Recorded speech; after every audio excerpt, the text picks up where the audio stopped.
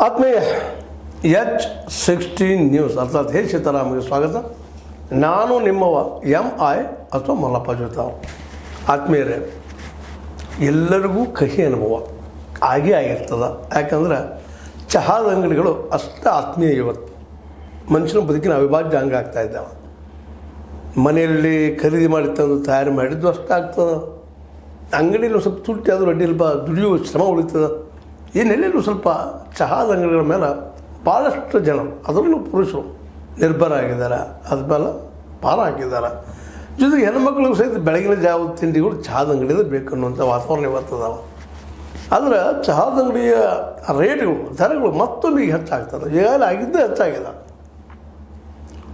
ಸಾಮಾನ್ಯವಾಗಿ ಇವತ್ತು 4 ಪುರಿಗೆ ಅಂದರೆ ಒಂದು ಪುರಿ ಬಾಜಿಗೆ 60, ಇನ್ನೊಂದು 70 ಆಗ್ತದೋ 80 ಆಗ್ತದೋ ಗೊತ್ತಿಲ್ಲ. ದೋಸೆ 60, 70 ಎಷ್ಟಾಗ್ತೋ ಗೊತ್ತಿಲ್ಲ. ಇವೆಲ್ಲ ಇವತ್ತು ಇಡ್ಲಿ, ಇದು ಇನ್ನುಳಿದ ಪದಾರ್ಥಗಳು ಎಲ್ಲ ರೇಟ್ ಹೈಕ್. ಸ್ವೀಟ್ಸ್ ಅವು ಹೈಕ್, ಎತ್ತರ ಏರೋದು. ಇನ್ನು ತಿನ್ನುವುದು ಏನು ಅಂತ. ಯಾಕೆಂದರೆ ಭಾಳ ಕಷ್ಟ ಆಗ್ತಾಯಿದೆ ದರ ಏರಿಕೆಯಿಂದಾಗಿ. ಇದನ್ನು ಯಾಕೆ ನಮ್ಮ ಸಿದ್ದರಾಮಯ್ಯನವರು ಮತ್ತು ಮೋದಿ ಅವರು ಈ ದೇಶದಲ್ಲಿ ಯಾಕೆ ಚಿಂತನೆ ಮಾಡ್ತಾ ಇಲ್ಲ? ಅವ್ರಿಗೆಲ್ಲ ಇನ್ನು ನಿಗುವುದಿಲ್ವಾ?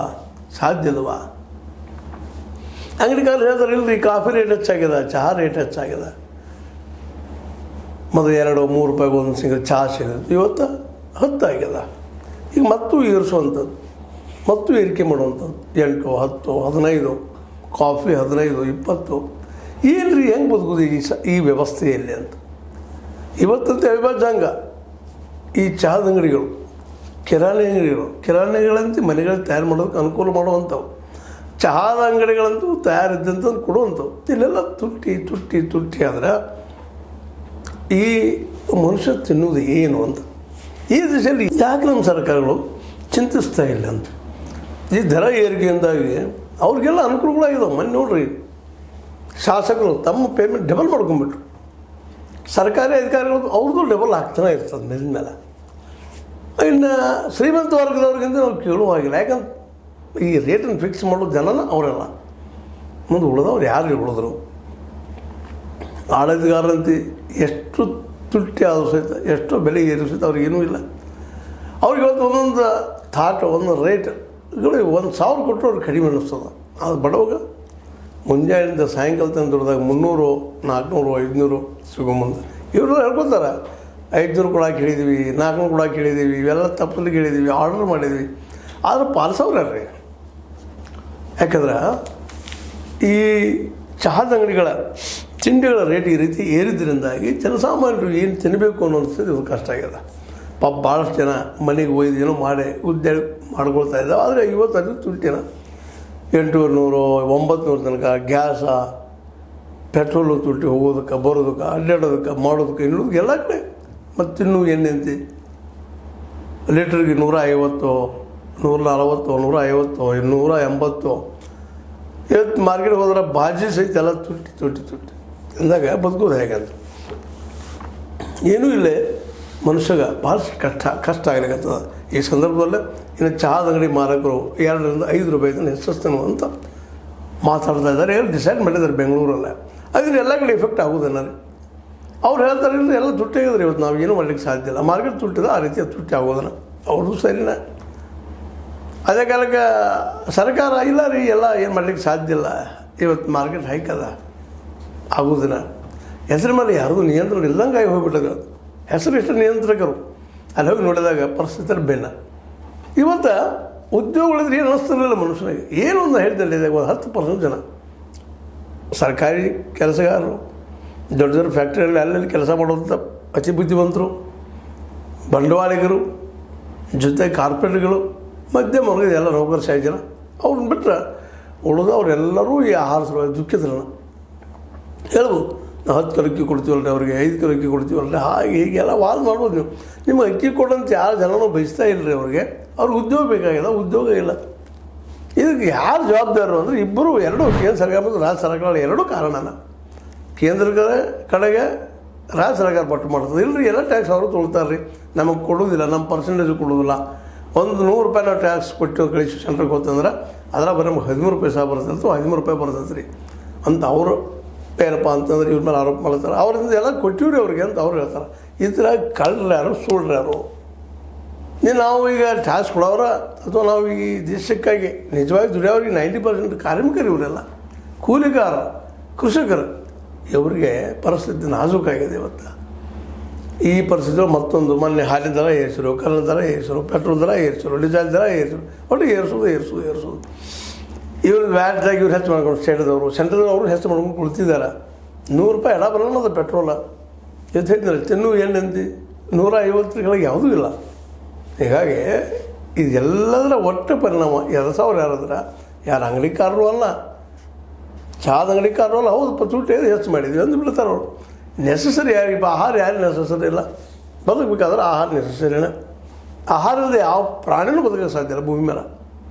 ಇವತ್ತು ಬೆಳೆದಂಥ ಈ ವಾತಾವರಣದಲ್ಲ, ಇವತ್ತು ಅದುರ್ಗತಿ ಬೆಳೆದ ಈ ವಾತಾವರಣದಲ್ಲ, ಸಹಜವಾಗಿ ಶಹರಗಳಲ್ಲಿ ಆಗ್ತೀವಿ, ಹಳ್ಳಿಗಳಲ್ಲಿ ಸಹ ಚಹಾ ಕೊಡೋದು ಹುಟ್ಟಿದಾವೆ. ಅಲ್ಲಿ ಹೋಗಿ ಅದ್ರ ಮೇಲೆ ಇಲ್ಲೊಂದು ಜನ ನಿಧಾನಕ್ಕೆ ಹೆಚ್ಚಾಗ್ತಾ ಇದ್ದಾರೆ.